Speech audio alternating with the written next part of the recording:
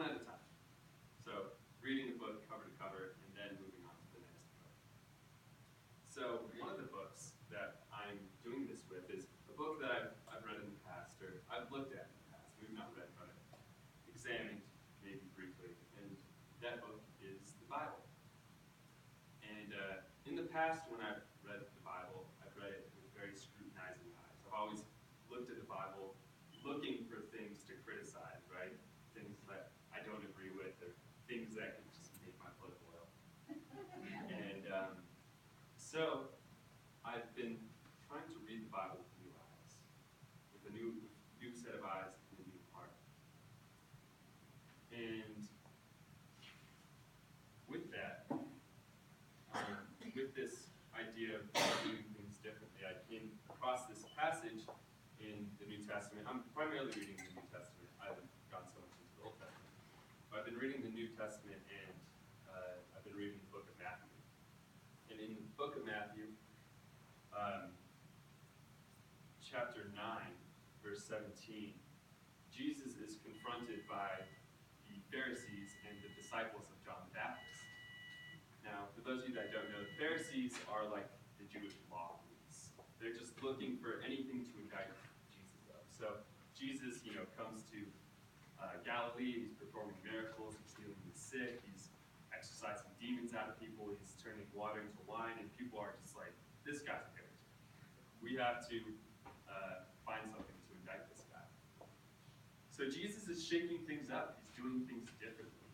Right? And people don't like it. They like their old ways. They like the Torah. They like the Talmud. They like the Old Testament. That's their way of being. So Jesus comes along and he's doing things differently. So the Pharisees and the disciples of John the Baptist confront Jesus, and they ask Jesus, "Why don't your disciples fast? Why don't you fast? This is one of the things that God tells us to do in the Old Testament. We have to fast." And Jesus is trying to bring in a new covenant, a new relationship with God, a new way of doing things. So Jesus responds when they ask him, "Why don't your disciples fast?" He says, "Neither do people pour new wine into old wineskins. If they do, the skins will burst. The wine will run out and be ruined." So what is Jesus saying here?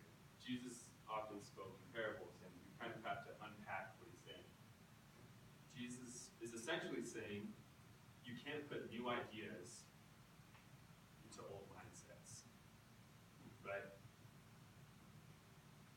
So if we continue to do things the same way, we're not going to yield new results, right?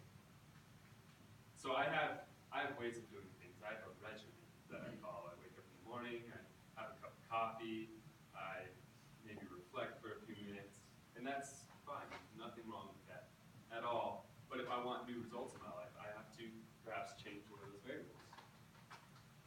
One of the ways that this manifests in my life, when I reflect back to my teenage years, when I first started getting into health and fitness, I really wanted to gain weight. I don't know if you guys remember, but when I was a kid, I was really, really skinny. And I played football, and I wanted to put on some muscle so I could actually be competitive on the field. So when the first year that I started lifting weights, I made great progress. I gained 15 or 20 pounds of new muscle. I was a little bit faster. I was a little bit stronger. I could move on the field a bit better. I was more effective. And I thought to myself, wow, I'm really happy with these results, right? And so that first year, I made significant progress. So I thought to myself, whatever I did that first year, I did something right. So I'm just going to continue to do that.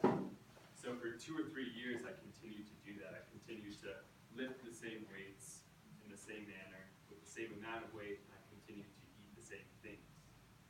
And lo and behold, I did not have new results.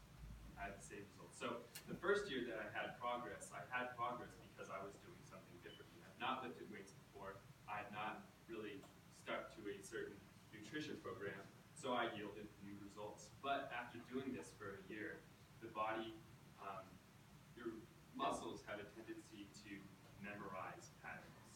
So whenever you continue to do the same workouts, your body adapts to those workouts and it becomes easier. So for instance, if you you buy a new house and that house has a flight of stairs, perhaps when you first move into that flight of stairs, I'm sorry, when you move into that house, that flight of stairs is kind of challenging to go up and down, right?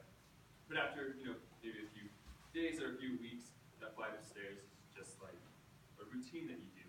It's nothing. You can go up and down with ease, and you're no longer short-winded after.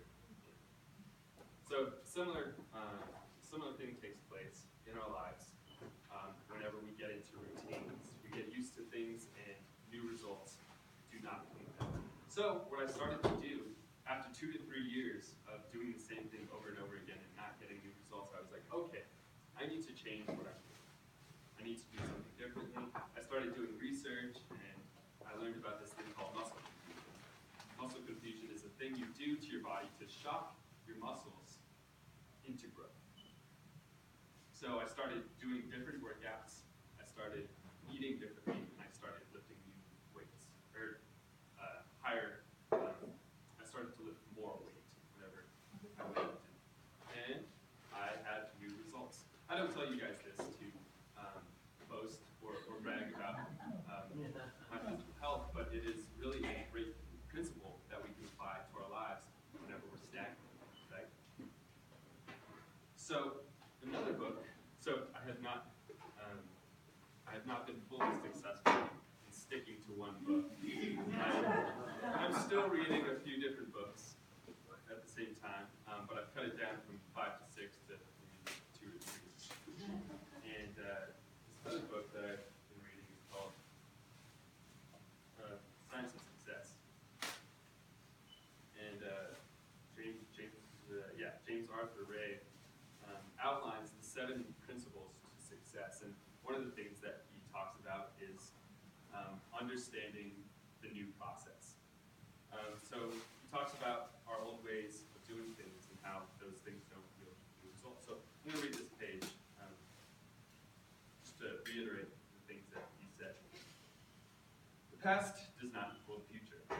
Many people get discouraged when they look at what has happened so far in their lives. They say, I guess I just wasn't cut out to be a success. I've never really made anything work for me. Every successful person knows that when it comes to success, the past does not dictate the future. If you look at your current results to define who you are and how successful you can be, you may disempower yourself and even limit your future success. It's like driving to work and figuring out where to turn by looking into the rearview mirror instead of at the road ahead of you. It doesn't produce good results. Your current situation is the direct result of your past thoughts, decisions, and actions. If you look at your current situation and make decisions about who you are and what you can have based on those results, then you are repeating the same thoughts, decisions, and perhaps even actions that got you where you are today. That does guarantee that you will get the same results again and end up with more of whatever you have now. Let's read that last sentence one time. If you look at your current situation and make decisions about who you are and what you can have based on those results, then you will be repeating the same thoughts, decisions, and perhaps even actions that got you where you are today.